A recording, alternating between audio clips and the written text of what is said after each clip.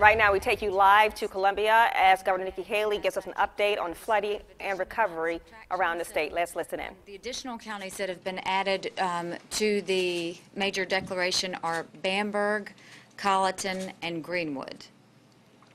So that is very good news on that front. I think that's a total of 19 counties so far that we have declared for that mandatory evacuation. There are going to be assessments today in Fairfield. Is that wrong? Did I say evacuations? Yes. I'm sorry. What? They've been added for individual assistance. So just clarify, if I start to mess up, y'all just pipe in. Let's start again. 3 additional counties, Bamberg, Colleton, and Greenwood, totaling 19 counties. For individual assistance. For individual assistance, thank you. And we're doing assessments today in Fairfield and Lawrence. Yes, okay. Something that I want to just make very clear, because I think that through all of this, we've looked at people's homes that are damaged. I flew over some areas yesterday, and to look at King Street, to look at Gavans Ferry and all of that, there are no words to describe. I mean, these are boats and yards. These are rooftops. You can't even see the houses. These are areas that are just, it's devastating. It really is. But I want to shift and remind people that aside from the houses, we have had a lot of damages to small businesses. And we know that 95% of South Carolina's economy is small businesses. So for those areas, and for those small business owners, I am speaking to you as well as to any individual that has seen any damage whatsoever. Please call and register with FEMA. 1-800-621-FEMA. This is not just for individuals. If you are a small business and you call, they can help you. They can tell you what's available.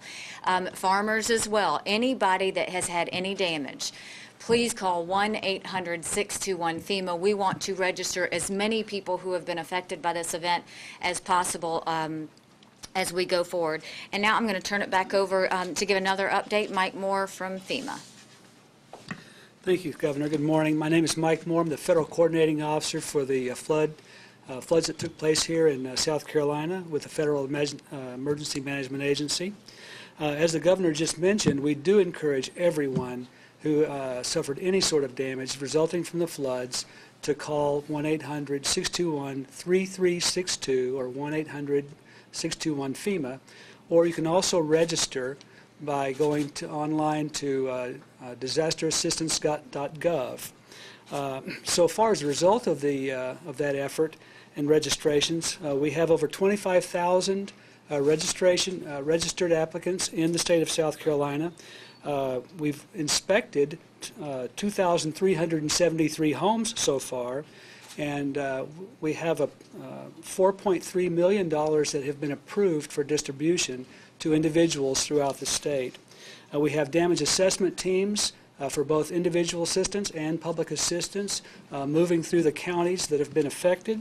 We have 2 disaster recovery centers that have been opened in Lexington, and those 2 disaster recovery centers are located in the main library on Augusta Road in Lexington, and the Irma Library on St. Andrews in Columbia. And then finally, we do have a number of disaster survivor assistance teams that are going out throughout the impacted area, and those teams are able to assist those who may need help in registration. Thank you. Thank you, and thank you, Mike. FEMA has been a fantastic partner, and we've been continuing to work with them and coordinate, but they are all boots on the ground and working, and so we appreciate their partnership. The 4 counties that we are pre-positioning, that we have already pre-positioned and are focusing resources on today are Charleston, Georgetown, Dorchester, and Williamsburg counties. We are going to continue to do house-to-house notifications as we go into those areas to check on people to make sure that they know if they need to get out, they will. We're still in that 72-hour period where we are focused, but that we are definitely watching areas specific areas in Georgetown County, in Jamestown, and south of Gavans Ferry is what we're going to continue to watch. DOT continues to push very, very strong. They now have 35 assessment teams in 22 counties that they are working. We now are at 384 closures. 125 of those are bridge closures.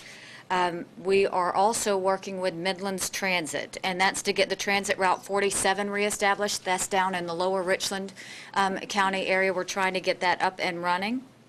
The I-95 stretch that everybody has been interested in, those 13 miles of stretch is still closed. Let me explain why. You have 33 areas of concern on 9 of the bridges in that stretch. So that is the reason that Secretary Hall and her team continue to focus in on that, is we don't want to open that up until we know it's specifically safe. So that will continue to be closed. That's between the mile marker of 119 and 132. But the teams are continuing to work, and they will try and get that reopened as soon as possible. I think preferably on the southbound area is where we're trying to do that. Debris removal starts on Monday. So they've got their 5 teams, contractors together. They're getting prepared. So on Monday you'll start to see that. So for road repairs, where do you start and how do you continue to do that? DOT has a great plan in place, and basically what they're going to do is they're going to categorize road repairs in 3 ways.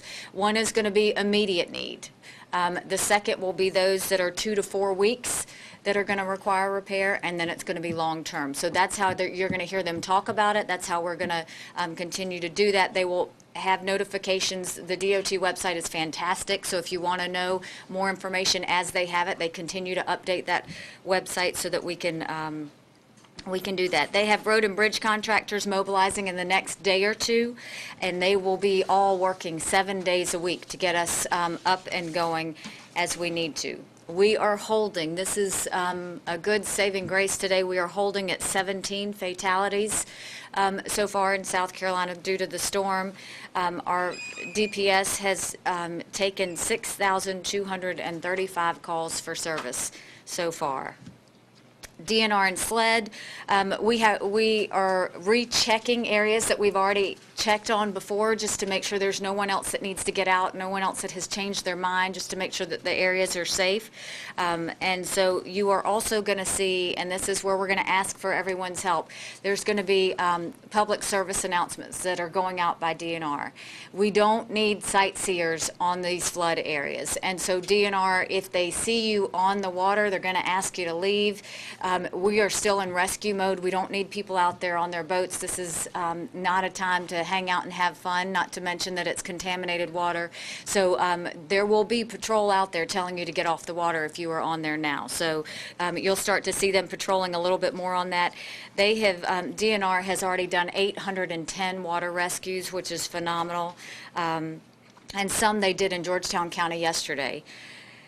We have high water vehicles that are continuing to do rescues as needed, and DNR and SLED have started and continue to have looting patrols out just to make sure that everyone's property is protected, and to make sure that even in the night areas we have enough observation and patrol in those areas so that people feel like they are protected and their property is protected. 23 shelters open now across South Carolina with 521 occupants.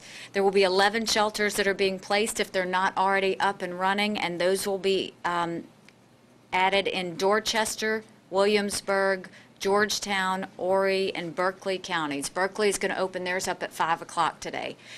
So those counties will be open as needed. In some cases, we may only have 10 people in a shelter, but if there's one person that needs shelter, we're going to do that. So wherever we need to do that, they're calling every 3 hours to make sure that the shelters have enough resources. This is a good problem to have, but I do need to let everybody know, don't bring any more resources to our shelters. I love that South Carolinians are being so generous, but the shelters now have too much, and we're now having to move things out of the shelters. So that's not where your donated goods need to go. I will give you the 800 number. We do need donations and things, but not at the shelters. So what we will ask is they have enough manpower, and they have enough resources. So at this point, we don't need any more volunteers and resources at the shelters. We've got that covered, and should that change, we certainly will let you know that. 17 dam failures to date. 84 dams are being watched total, and that includes the 17 that we're looking at that continue to be monitored. Hospital needs are being met. All of our hospitals are okay, and everything is working well from the sanitation part. National Guard now has 3,826 great Guard members out there. We have North Carolina engineering units that are moving in, but to date they've done 210 missions in 18 counties. So I continue to be extremely proud of our Guard as they move forward. And I'm going to have General Livingston give us an update on the Columbia Canal just so that y'all can get the status on that one. Thank you, Governor. I'm Major General Bob Livingston, the Adjutant General for South Carolina. I want to give you a state perspective on the Columbia Canal. Both of the Columbia water plants are operational and fully operational.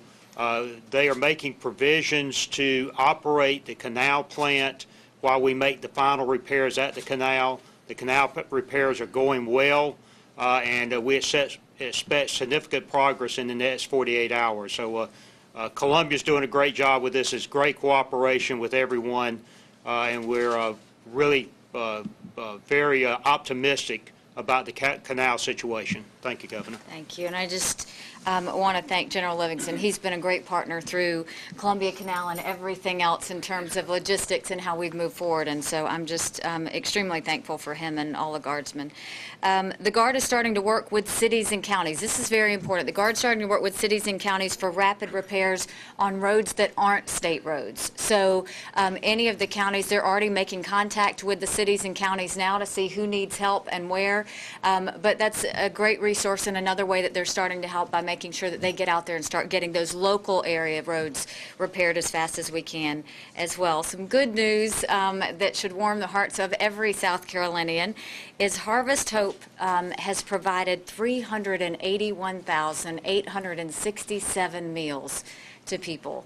That is phenomenal. These aren't meals going to shelters. They're going door to door and giving meals to these people who whose homes have been destroyed, but they're still in them, cleaning them out. They're helping those people that desperately are in need. Salvation Army, 15,875 meals. There's 20 mobile feeding units out there. It's just a lot of neighbors helping neighbors, and our great organizations out there across South Carolina that deserve a big pat on the back for helping us in a time of need. The Southern Baptist Relief, I heard they're assembling teams for mud and debris removal, which we were excited about. So, call to action. Today is Friday. It is day 9 since we have declared a state of emergency, and we are coming on a weekend. So if you think about that, the lower parts of the state where the water is flowing, we are staying out of those areas. We want just the first responders and the Guardsmen and everybody to stay in those areas as we're keeping people safe and moving forward.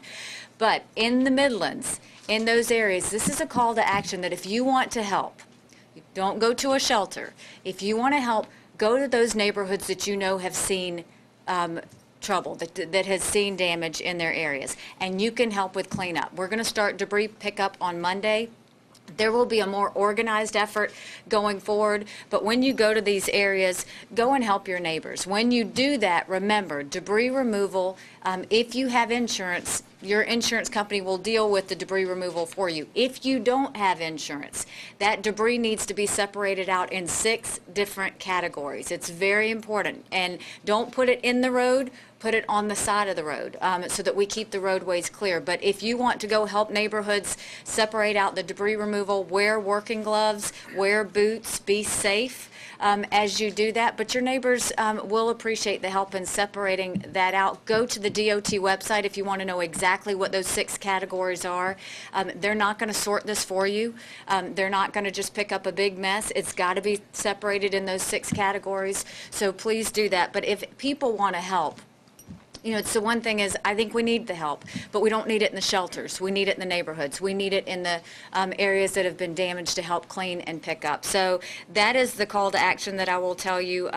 You know, when people think of needs and what we need to have, duct tape and the orange industrial tape. More needs will be asked as we start to do debris removal, but you can go ahead and start with anybody that can donate duct tape and the orange industrial tape. We will start taking that. And again, the calls have been coming in for resources, but the call to donate volunteer time or money or to know any of this information is 888-585-9643.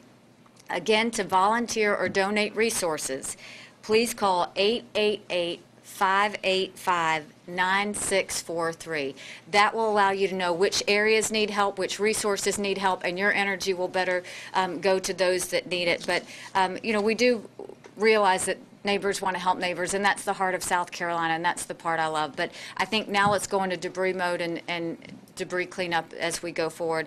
I want to leave you with this because there's a lot of people hurting out there right now and going through a lot. But this sweet girl, Emily, who I don't know, sent this drawing. She has special needs, but drew this, and it says, "We know things are tough right now, but know that we are thinking about you. I hope my picture cheers you up." So I show that because I hope that everybody gets cheered up by Emily and their pictures. And what we're seeing is everybody wants to do something. Everybody wants to help in some way, and even little Emily found her way to help. So thank you for all of the prayers and the blessings that people keep giving out. We are continuing to go through this. We'll continue to go through the weekend, but we're going to be okay. And with that, I will open it up for any questions that anyone may have for me or for my team behind us. Governor Haley, are nonprofits available for FEMA assistance? Yes, ma'am. Certain nonprofit agencies are available for FEMA assistance. It depends on how they would contribute to the public cause. In other words, if a church might have a daycare center open to the public, they could be eligible, just as an example. Do they go through the same process to fill out, call the number and register that way, or do they have a special process? That actually is a little bit of different process. FEMA will reach out. That's under the Public Assistance Program, and we will reach out through the state, our partners with the EMD, to notify those agencies and private nonprofits that could benefit from that program. Thank you. And one more reminder before we go into questions is that if you are going into this cleanup and the debris cleanup, if you haven't had a tetanus shot, I'm going to have Director Heigl come and talk about what we're doing with the tetanus shots in terms of what's needed and how people can stay safe as they go through the cleanup as well. Yes, so we urge you to get a tetanus shot if you've not had one within the last 10 years. And if you aren't sure, which I know many of us fall into that category, you can go safely get another tetanus booster. We will be working to open some localized clinics on Sunday in the Midlands area to assist those that might be in the debris cleanup mode. And we will make that information available on our website and through the EMD website once we have those locations determined. And then, of course, next week, anytime, you can always go to your local health clinic, and we are waiving the administrative fee for those shots. So thank you. And then we're working on mobile units as well, but again, we'll keep giving you that information as it goes forward. Yes. Hi, Governor. Yesterday you had some very strong warnings for people in the Georgetown area and also along the coast, asking some folks to voluntarily evacuate.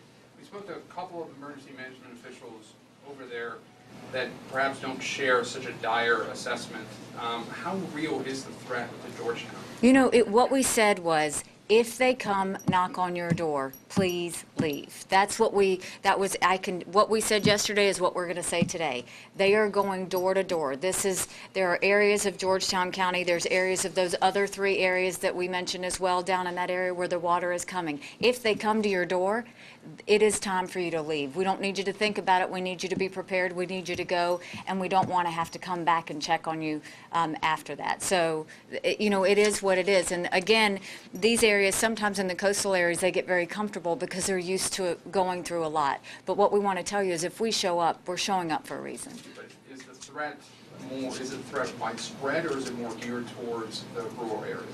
It's specific areas of those counties. So as it's in those specific areas, that's the reason why the Guard and DNR and SLED and all is they're doing door-to-door areas. And so we want to make sure that people, you know, if you're in this area, you know if you're on a river or if you're near a river, but there's areas past that they're going to knock on your door and you're going to think you don't need to leave and you do. So we've worked very closely with those areas to make sure that they know which areas those are and how they need to go forward. And one more question. You mentioned earlier that we're in a rescue mode, or at least some areas are in a rescue mode. Would you say the state of South Carolina is still in a rescue mode or in a recovery mode? So I think it depends. You know, in some areas you can look at the Midlands. We're very much into assessment and recovery as you go forward, but the further down you go into the state, we're still in response mode. And so we won't get to assessment mode until this weekend or Monday, and in a lot of cases those areas are going to stay flooded and we won't be able to get in there for a while. I mean, if you looked at Kingstree or if you looked at Gavans Ferry, the water's going to go down, and in some cases 3 to 4 feet in a day, but there's a lot of water. So it just depends on when we're safe enough. I mean, so much of what Secretary Hall is doing is, you know, when I tell you her assessment teams are in certain counties, they can't get into all the counties yet because it's not safe. In areas where the Guard's going in there with all of our law enforcement and firefighters, they're going in there to try and make it safe and pre-positioned to get people ready. So, you know, this again is, if we call you, we need you to leave. If they knock on your door, we need you to leave. And those areas over the next 72 hours, we're still watching very closely. Governor, on I-95, you mentioned that you have 33 areas of concern on 9 of the bridges in the closed area. Can you help us understand perhaps the timeline, what those areas of concern mean, and how long this effort might take? Is it repair, or are you still in assessment down there? Yes, I'm Christy Hall, the Secretary for the DOT here in the state. On that 13-mile section of 95, there are 9 pairs of bridges, so 18 bridges total. And essentially what we're able to do is to do an underwater assessment of the foundation of the bridges. And in areas that may be washed away where the foundation is, we're going to go in and we've developed a repair technique to get those repairs made. We are mobilizing a contractor out there to start the work. He is anticipated to be on site first thing tomorrow to begin the repair, and we'll prosecute that work as quickly as we can, daylight and dark, to get the interstate reopened. That, from a road standpoint, that's a very high priority for us to restore that mobility in the state. And does each of those 9 pairs of bridges each have that similar? It's spread out. It's not one bridge has more or one bridge has less. It's sporadic based on the underwater current conditions in the locations. And again, some kind of time frame. This sounds like this is, you have to be very careful. Well, we've developed our top bridge engineer has been on site and has been in the area every day, assessing it and making engineering determinations on what the repairs need to be. We're committed to getting it done as quickly as possible. That's why we're asking the contractor to work daylight and dark to get the road reopened. I don't have a specific timeline. I can't tell you if it's going to take 1 day, 2 days, or longer, but I can tell you that it's our top priority from a mobility standpoint statewide. And you have 3 categories that you've placed the various road systems in. Can you give us a detail about how many might fall into each area? Well, that's part of the damage assessment that we're doing on our roads and bridges, and we're still compiling that information. As soon as we get something that we feel is comfortable to release at this point in time with regards to how many in which category, we will be releasing that as soon as possible. And of course, that's going to be a dynamic document. So as the floodwaters recede throughout the state, we're going to add things on and take things off. I can tell you our maintenance employees are giving their very best to try to get temporary repairs in place to get the roads and bridges serviceable. Obviously, we want everything to be safe, but we're working not only with our internal forces, but contractors that we're bringing on board to try to get the road reopened and our bridges serviceable again. And those people who are in Florida or Maine and want to go from one place to the other, is the workaround, the detours on the other interstates, that's all fine? You think that is a safe route for people? Absolutely. absolutely it's safe.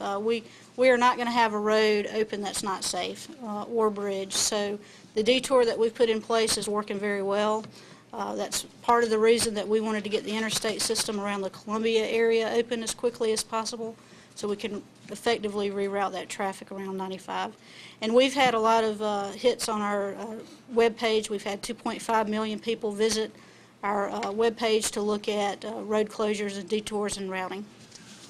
Right now, what is the timetable for assessment in Richland County? That's ongoing. We've been in the area ever since the floodwaters receded, looking at the state roads, and we're working to establish a relationship closely with the county to look at their roads as well as the city as needed. When do you think it might be finished? So you can figure out what needs to be repaired first, second, and so forth. Well, the situation, as the governor had mentioned yesterday, is that as the waters recede and the area dries out, we're starting to see additional road problems develop, and so it's a chasing target a little bit for us. So we're still very much in the response mode, somewhat on some roads in the Midlands area. Governor, this may be too early of a question with the whole state not being in assessment mode yet, but any idea, an early estimate of how much this whole disaster may end up costing? No, and I wouldn't even attempt at this point. Our focus right now really is, I mean, dollars don't mean anything to me at this point. It's making sure, first, that we're keeping everybody safe. Second, as we go through the assessments, that we do it right and that we're careful in the way that we do it, that our rural counties are being helped with assessments. DOT's been fantastic. Certain counties are calling them in, and cities are calling and saying, will you help us with assessments? So Secretary Hall has teams out there to do that. The fact that the National Guard is going and helping with, those local repairs as well. I mean, this is all hands on deck. I keep saying that, but it really is. It's everybody trying to help assess in any way that we can. The way that FEMA has been assisting and doing that, I think, you're going to see this next week and next couple weeks being a lot of assessments. So to throw out a number would be irresponsible at this point. Senator Graham has thrown out topping $1 billion. Is that realistic? I wouldn't even attempt to do this right now. I mean, after seeing what I saw over the plane ride yesterday and the last couple of days, every ride I've taken, I mean, this is damage at levels I've just never seen before. Having said that, I'm going to leave that to the experts and let them decide what those numbers are. Governor Haley, day 9 since the state of emergency was declared. For most, the immediate danger is gone and close to being ended for some others. How are you feeling now? Are you starting to get a sense of relief? No, not yet, because we're still in response mode down on the low country, and so that's why our focus is very much on those areas that we want to be careful of. Those 4 counties we want to continue to watch and monitor. We've got people pre-positioned. We're making sure that we're going back and checking those areas that were hit heavy by the floods, just to make sure there's nobody else that needs help.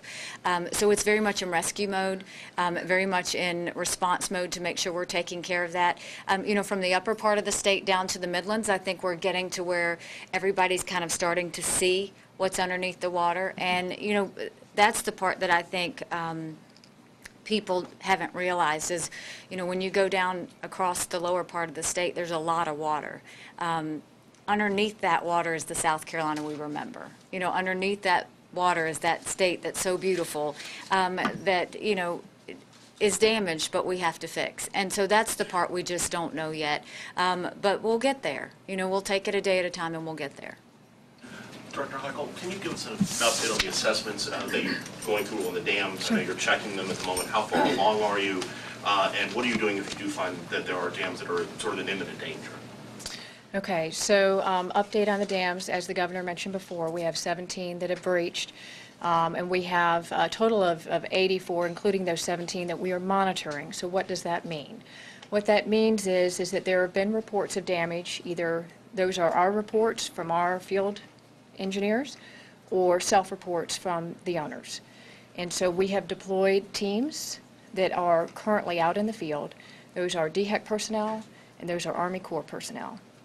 And they are reporting back on the conditions of those dams that they're inspecting. And then that information, we are, as we have it and have assessed it, then making that public pretty much real time with the public. Now, what that should not be confused with is that these are new failures, right? So there are a lot of very rural impoundments, And we are coming across some, as we did yesterday, that have breached. And those get added to the list, but that does not mean that there's still peril associated with those dams. So I just wanted to make that clear so that there's not some unnecessary panic if that number should grow. Are you looking at dams that aren't regulated by DHEC or the Army Corps as well?